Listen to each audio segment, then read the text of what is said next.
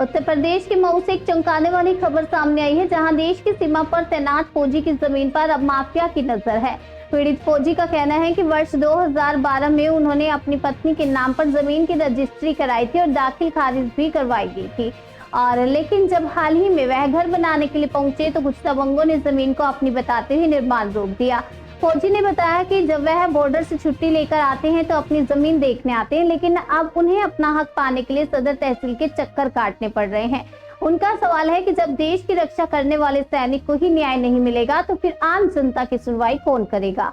परिवार ने प्रशासन से मांग की है कि जमीन से संबंधित दस्तावेज देकर अवैध दखल करने वालों के खिलाफ कड़ी कार्रवाई की जाए। आपका कहाँ के रहने वाले हैं? भूतपूर्व सैनिक मोती यादव, कहाँ के रहने वाले हैं? ग्राम बबुआपुर। क्या समस्या है आपकी? मेरी समस्या है, मैं परदहा मौजा में 20 नवंबर 2014 को 89.5 कड़ी ज़मीन लिया था, जिसमें मैं लिया था महफूज अहमद सनाब मकबूल अहमद, और उनके भाई उसको हमने उस टाइम निशानदेही लगाया था। सब कुछ करने के बाद हम तो फौज में नौकरी कर रहे थे। जब हम रिटायर होकर के 2022 में गए ज़मीन को बनाने के लिए, तो महफूज के भाई खुर्शीद अहमद और अशफाक अहमद आकर के रोकने लगे। बोले ये ज़मीन पे हम लोगों की कब्जा है, हमारी ज़मीन है।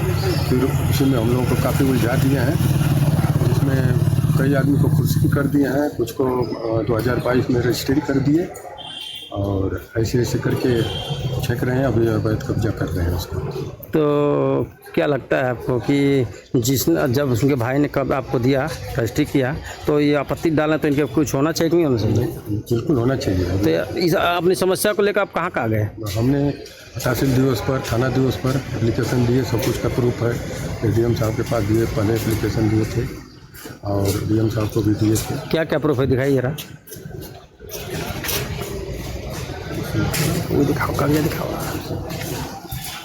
उसको दिए थे, अभी उसमें पोर्टल पर करके अभी तक कोई निपटान नहीं है, पीछे पड़े रहा।